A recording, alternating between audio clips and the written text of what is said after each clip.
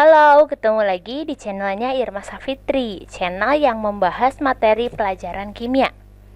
Pada kesempatan kali ini kita akan membahas mengenai materi pelajaran untuk kelas 11, yaitu tentang kesetimbangan bagian yang kedua.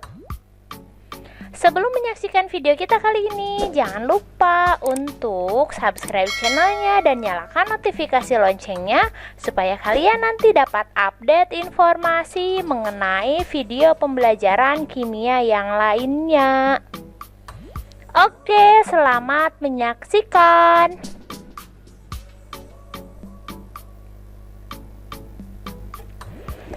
Kita ulas kembali ya mengenai tetapan kesetimbangan. Karena pada bagian kali ini kita akan lebih fokus mengenai cara menghitung tetapan kesetimbangan berdasarkan konsentrasi dan menghitung tetapan kesetimbangan berdasarkan tekanan. Oke, dalam reaksi kesetimbangan, perbandingan antara reaktan dan produk itu adalah suatu hal yang konstan. Hubungan itu pertama kali dikemukakan oleh Cato Maximilian Goldberg dan Peter Weige pada tahun 1864. Dan hubungan yang tetap itu kemudian dikenal dengan istilah hukum kesetimbangan atau hukum aksi massa.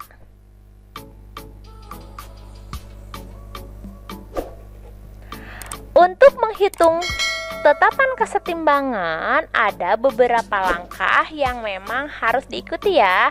Ini saya katakan sebagai 7 langkah menghitung kesetimbangan.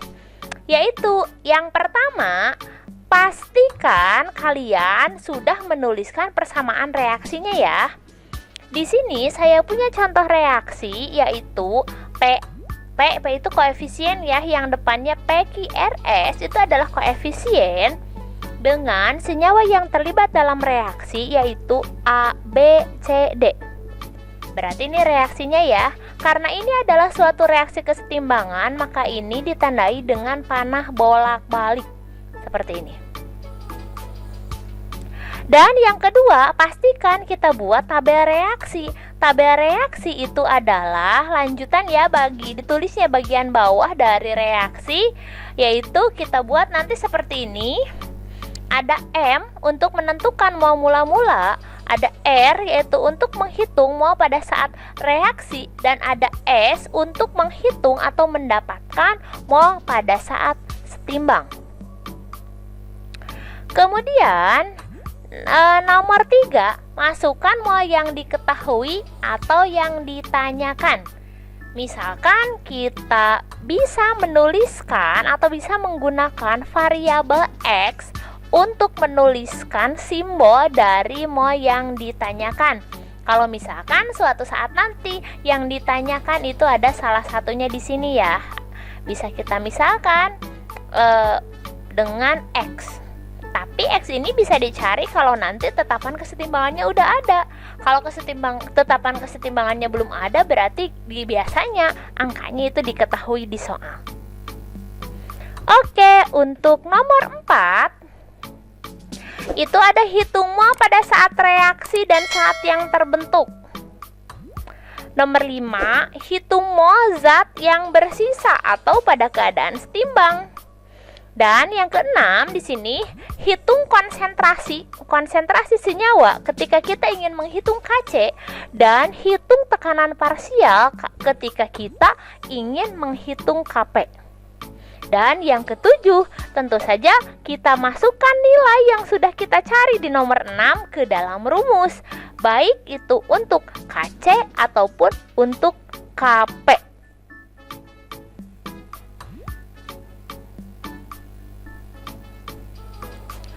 Nah, tetapan kesetimbangan Kc ini yang pertama kali kita bahas ya.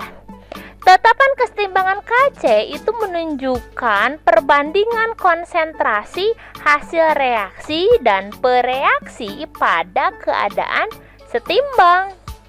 Misalkan saya punya reaksi A tambah B menjadi C tambah dengan D dengan PQRS yang merupakan koefisien dari A, B, C, D. Maka harga tetapan kesetimbangannya adalah, ingat tadi perbandingan konsentrasi hasil, berarti kita bandingkan antara hasil dibagi dengan bereaksi. Hasilnya itu ada C dipangkatkan dengan R yang merupakan koefisien C, ada D dipangkatkan dengan S, ada A dipangkatkan dengan P, dan ada B yang dipangkatkan dengan Q. Ingat di sini bisa kita tuliskan juga dengan konsentrasi hasil dipangkatkan dengan koefisien dibagi dengan konsentrasi pereaksi dipangkatkan dengan koefisien. Itulah rumus untuk mencari tetapan kesetimbangan berdasarkan konsentrasi atau KC.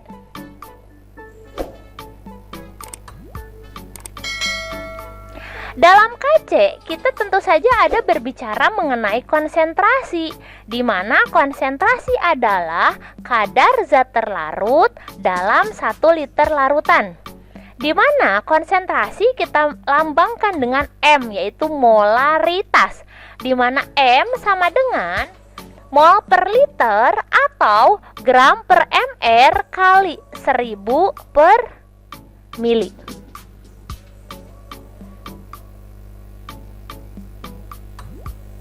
Ini rumusnya.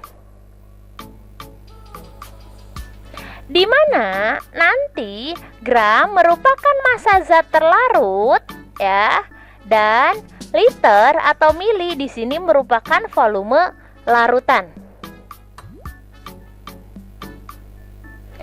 Dan mr itu merupakan mr dari zat terlarut.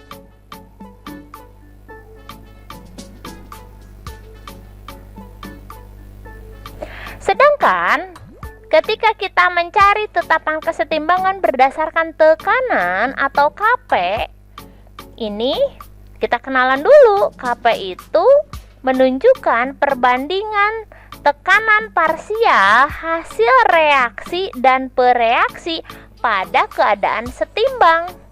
Ya, dengan reaksi yang sama seperti tadi, maka harga tetapan kesetimbangannya adalah K sama dengan P kecil di sini merupakan tekanan parsial ya. Bedakan kalau P yang di atas di sini adalah koefisien, kalau P yang di sini dalam kurung itu adalah tekanan parsial.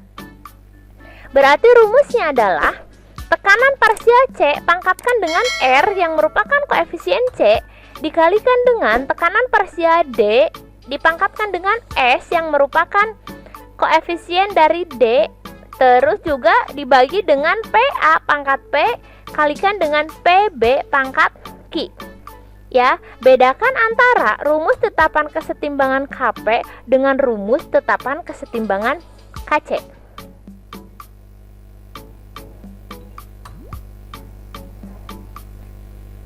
Di mana tekanan parsial yang tadi kita bicarakan itu merupakan tekanan hipotetis gas pada saat gas tersebut menempati volume campuran pada suhu yang sama. Dan untuk menghitung tekanan parsial, rumusnya adalah mol senyawa dibagi dengan mol total dikalikan dengan tekanan total. Tekanan total itu biasanya sudah disebutkan di soal ketika kita ingin mencari tekanan parsial. Di mana di sini mol total adalah mol total senyawa gas, ingat harus bentuk gas ya, pada keadaan setimbang. Dan P tot, saya bilang seperti itu aja ya, atau kita sebut dengan tekanan total gas keseluruhan yang ada dalam reaksi.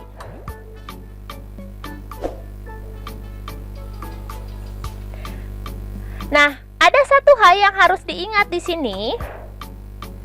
Kalau satu, hanya gas dan larutan, hanya G dan Aki yang masuk ke dalam perhitungan rumus KC. Dua, hanya gas atau G yang masuk ke dalam rumus KP. Dan Ketika ditanyakan seperti apa hubungan Kp dan Kc, maka tentu saja jawabannya adalah baik-baik saja. Dengan Kp sama dengan Kc kali RT pangkat delta N.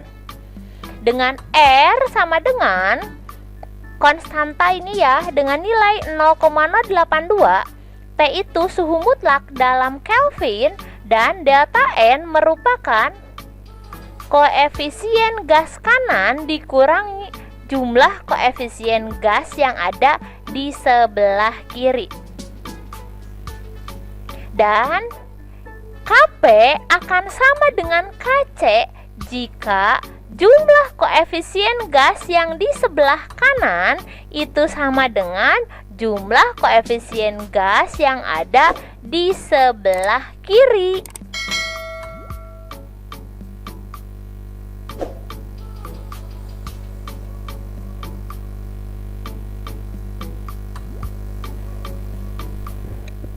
Saya punya contoh di sini. Contoh soal nomor 1. Dalam wadah 5 liter dimasukkan 4 mol SO3 yang kemudian terurai menurut reaksi. 2 SO3 ya, reaksi bolak-balik menjadi 2 SO2 ditambah dengan O2.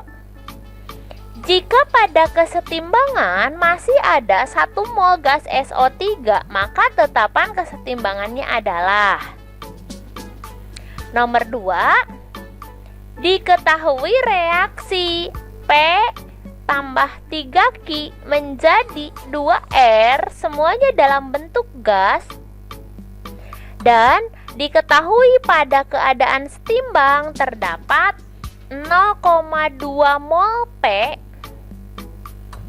0,5 mol Q, dan 0,5 mol R. Maka jika tekanan total reaksinya adalah 24 atm, tentukan harga Kp. Oke, kita bahas satu-satu untuk 2 contoh soal ini. Saya jawab dulu untuk soal nomor 1.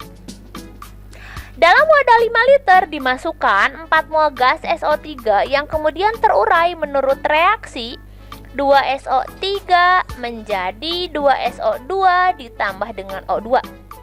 Jika pada kesetimbangan masih ada 1 mol gas SO3, maka tetapan kesetimbangannya adalah, untuk mengetahui dia itu menghitungnya dengan rumus Kc atau Kp. Lihat saja, ternyata di sini kita punya 5 liter. 5 liter ketika nanti ada ketika nanti ada diketahui kalau di situ ada 5 liter berarti ada volume ya. Kalau ada volume berarti kalau ada volume berarti itu adalah konsentrasi. Tapi kalau nanti adanya tekanan total berarti itu adalah yang dicari adalah Kp. Ingat ya, kalau di sini berarti Kc, berarti kalau yang ada tekanan parsial itu adalah Kp. Cirinya seperti itu. Oke, lanjutkan ya. Cara yang pertama, kita ingat 7 langkah yang tadi ketika kita ingin menghitung harga kesetimbangan. Yang pertama, kita tuliskan dulu reaksinya. Reaksi sudah ada di soal, kita pindahkan saja. Dan yang kedua, kita buat tabel reaksi M, R, dan S. Tuliskan yang diketahui. Oke, di soal kita dapat 4 mol gas SO3 dan 1 mol gas SO3 pada keadaan setimbang. 4 mol itu adalah pada saat mula-mula. Kemudian di sini cari mol pada saat reaksi. Ya. Dari mana kita mendapatkan angka 3 ini? Ingat, ketika kita belajar mengenai laju reaksi, kalau konsentrasi per reaksi itu dia akan berkurang dan konsentrasi hasil reaksi dia itu akan bertambah. Maka di sini 4 kurang berapa supaya hasilnya 1? Maka jawabannya adalah 3 mol. Berarti nanti ini yang kita gunakan sebagai patokan ketika kita ingin menghitung mol pada saat bereaksi untuk senyawa yang lainnya. Senyawa yang lainnya yang mana? Yang di sebelah kanan, yaitu senyawa SO2 dan O2. Berarti karena koefisiennya sama, 2/2 kali 3 kita dapat 3 mol. Dan di sini 1/2 kali 3 kita dapat 1,5 mol. Oke, mol pada saat bereaksi sudah kita dapatkan. Selanjutnya kita cari mol pada saat setimbang. Ini yang tadi saya bilang, kalau untuk bereaksi dia itu akan berkurang dan untuk hasil reaksi dia itu akan bertambah. Berarti awalnya nggak ada di sini ya, 0 mula-mulanya, ditambah 3 jadi 3. Awalnya 0 tambah 1,5 berarti ketemu 1,5 mol. Oke, mol pada saat setimbang sudah, kita cari konsentrasi. Rumus konsentrasi adalah mol per liter. Molnya udah ada, liternya udah ada. Berapa liternya? 5 liter. Dari mana? Dari soal. Berarti di sini konsentrasi SO3 adalah 1/5. Molnya 1, liternya 5. Konsentrasi SO2 yaitu 3/5. Molnya 3, liternya 5. Konsentrasi O2 1,5/5 yaitu di sini 1,5 mol per 5 liter. Dan masukkan ke dalam rumus. Rumus KC-nya adalah SO2 pangkat 2 kalikan konsentrasi O2 dibagi dengan konsentrasi SO3 pangkat 2. Pangkat ini dari koefisien ya. Kita masukkan angkanya, berarti 3/5 pangkat 2 kali 1,5/5 bagi 1/5 pangkat 2. Karena ini sama, 5 pangkat 2 kita bisa coret untuk mempermudah perhitungan aja ya. Dan bisa kita dapatkan jadi 3 kuadrat kali 1,5/5 kali 1 kuadrat, maka ketemu hasilnya adalah 2,7. Oke, itulah jawaban nomor 1 ketika kita ingin menghitung KC.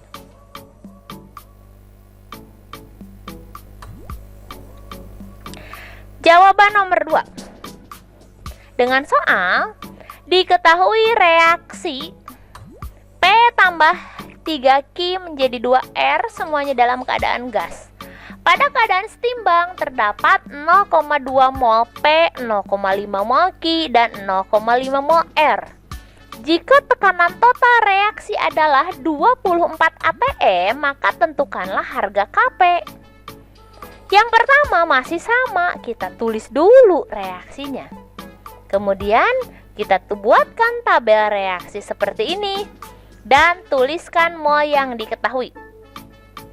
Untuk soal nomor 2, kita bisa men-skip beberapa langkah. Kenapa? Karena mol yang diketahuinya sudah dalam keadaan setimbang. Berarti langsung saja kita dapatkan mol pada keadaan setimbang. 0,25, 0,2 P, 0,5 Q, dan 0,5 R. Seperti itu ya. Maka kita dapatkan di sini rumus untuk mencari tekanan parsial. Mol senyawa kalikan tekanan total kalikan dengan mol total. Mol totalnya didapat dari mana? Jumlahkan semua mol pada keadaan setimbang. 0,2 tambah 0,5 tambah 0,5 kita dapatkan 1,2 mol. Maka kita dapatkan tekanan parsial P adalah 0,2 per 1,2 kali 24. Kita dapat hasilnya adalah 4. Tekanan parsial Q 0,5 dibagi 1,2 dikalikan dengan 24. kita dapat hasilnya adalah 10. Dan tekanan parsial R itu adalah 0,5 kali 24 dibagi dengan 1,2 sama. Hasilnya pun adalah 10. Kalau sudah kita dapat tekanan parsial untuk masing-masing senyawa, berarti kita cari rumus Kp-nya untuk senyawa ini. PR pangkat 2 dibagi dengan PP kali PQ pangkat 3. Masukkan angkanya. PR itu 10 pangkat 2 dibagi 4 kali 10 pangkat 3. Sehingga kita dapatkan hasilnya atau nilai Kp untuk soal nomor 2 ini adalah 0,025. Oke, clear ya sampai sini bagaimana cara menghitung Kp dan Kc. Nah, adik-adik, itu tadi materi penjelasan tentang kesetimbangan. Kesetimbangan bagian yang kedua di sini kita sudah membahas mengenai cara menghitung tetapan kesetimbangan, baik itu Kp ataupun itu Kc. Terima kasih sudah menyaksikan video kita kali ini. Jangan lupa like, komen, dan subscribe serta share video ini jika dirasa bermanfaat. Oke, sampai jumpa di video selanjutnya.